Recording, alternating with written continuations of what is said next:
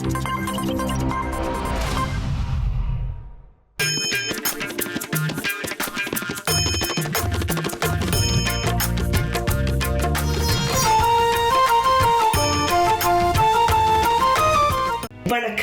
இன்றைய நாள் 12/12/2025 வெள்ளிக்கிழமை.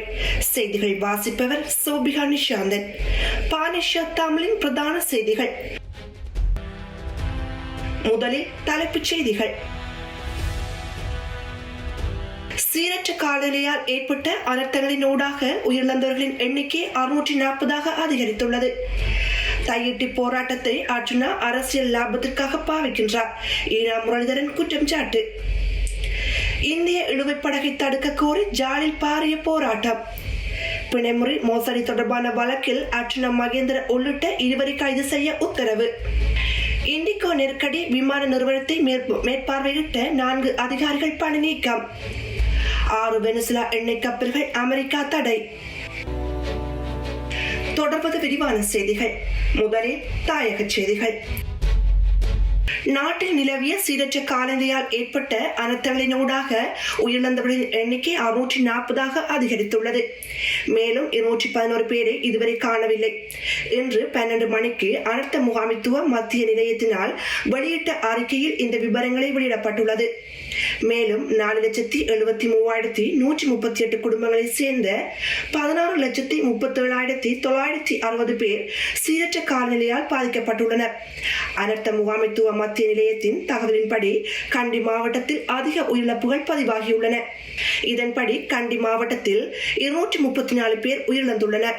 மேலும் நுவரெலியா மாவட்டத்தில் 89 இறப்புகளும், பதுளை மாவட்டத்தில் 90 இறப்புகளும், குருநாகல் மாவட்டத்தில் 61 இறப்புகளும், கேகாலை மாவட்டத்தில் 32 இறப்புகளும், புத்தளத்தில் 37 இறப்புகளும், மாத்தளை மாவட்டத்தில் 28 இறப்புகளும் பதிவாகியுள்ளன. இதேவேளை 26,103 குடும்பங்களை சேர்ந்த 8,28,138 பேர் இன்னும் தற்காலிக தங்குமிடங்களில் தங்கியுள்ளதாக அனர்த்த முகாமைத்துவ மத்திய நிலையம் மேலும் சுட்டிக்காட்டியுள்ளது.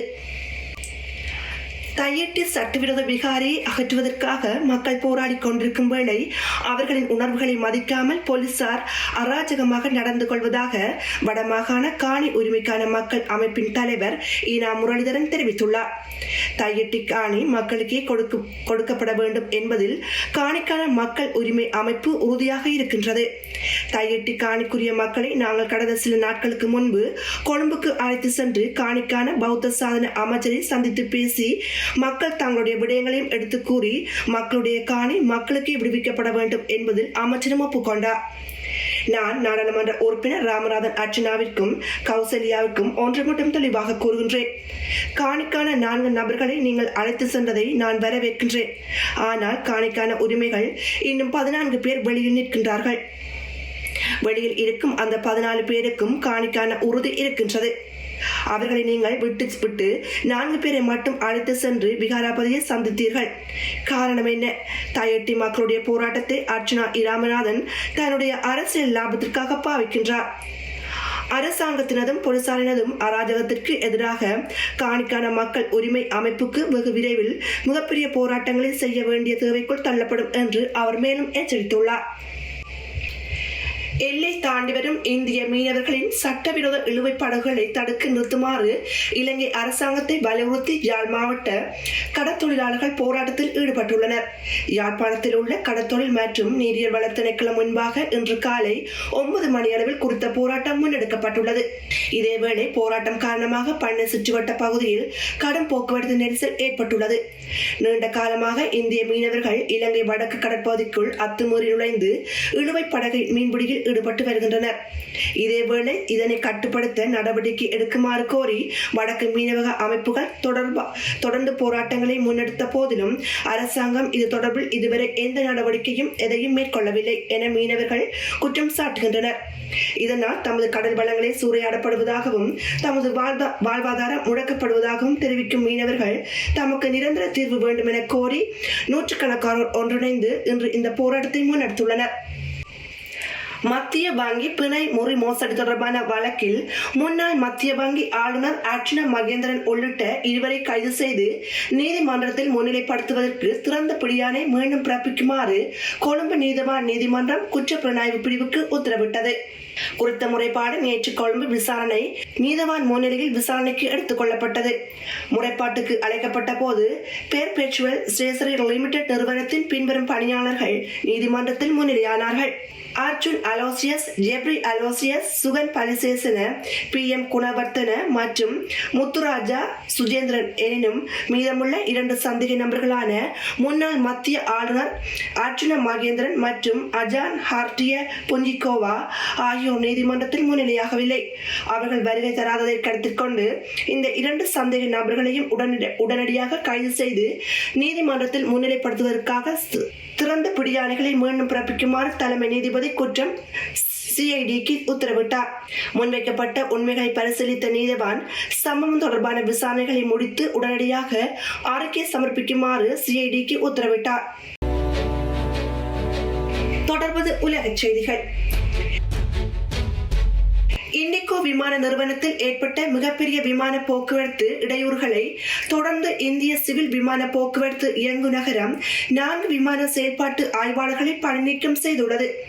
இந்த மிகப்பெரிய செயல்பாட்டு சரிவுக்கு பின்னால் பணியாளர்கள் பற்றாக்குறையே காரணம் என்று அடையாளம் காணப்பட்ட பின்னர் செயற்பாடுகளை மீட்டெடுப்பது மற்றும் ஆட்சேர்ப்பு செயல்முறை குறித்து விசாரிக்க விமான ஒழுங்குமுறை ஆணையகம் இண்டிகோ தலைமை நிர்வாக அதிகாரி பீட்டர் எல்பர்ஸை அழைத்து நாளில் இந்த பணி நீக்கம் வந்துள்ளது.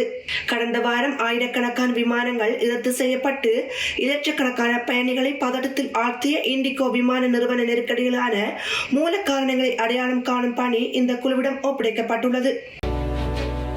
தொடர்பது உலகச் செய்திகள். வெனிசுலாவின் கடற்பகுதியில் ஒரு எண்ணெய் டேங்கர் ஒன்றை கைப்பற்றிய ஒரு நாளுக்கு பின்னர் வெனிசுலா எண்ணெய் ஏற்றி சென்றதாக கூறப்படும் மேலும் 6 கப்பல்கள் மீது அமெரிக்கா புதிய தடைகளை விதித்துள்ளது. 2019 ஆண்டு முதல் அமெரிக்கா தடைகளின் கீழ் உள்ள வெனிசுலாவில் இருந்து வந்த எண்ணெய் கப்பல்களுக்கான முதல் தடை இதுவாகும்.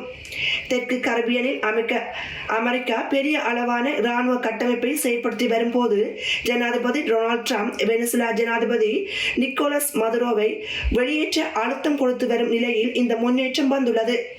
இது குறித்து வெள்ளை மாளிகையின் பத்திரிகை செயலாளர் காரோலின் லிவிட் செய்தியாளரிடம் கூறுகையில், கைப்பற்றப்பட்ட ஸ்கிப்பர் என்ற கப்பல் சட்டவிரோத எண்ணெய் ஏற்றுமதியில் ஈடுபட்டதாகவும் அது ஒரு அமெரிக்கா துறைமுகத்திற்கு கொண்டு செல்லப்படும் என்று கூறினார். அதே நேரம் அமெரிக்காவின் இந்த நடவடிக்கை சர்வதேச கடற்கொள்ளை செயல் என்று வெனிசுலா வர்ணித்துள்ளது. இத்துடன் பானேசியா தமிழின் பிரதான செய்திகள் நிறைவு. செய்திகளை உடனுக்குடன் தெரிந்து கொள்ள பானேசியா தமிழ் நியூஸ் வலையொலியை சப்ஸ்கிரைப் செய்யுங்கள். நேரலையில் www.panesiatamil.tv என்ற இணையதளம் வாயிலாக தொலைக்காட்சி நீங்கள் பார்வையிடலாம். நன்றி.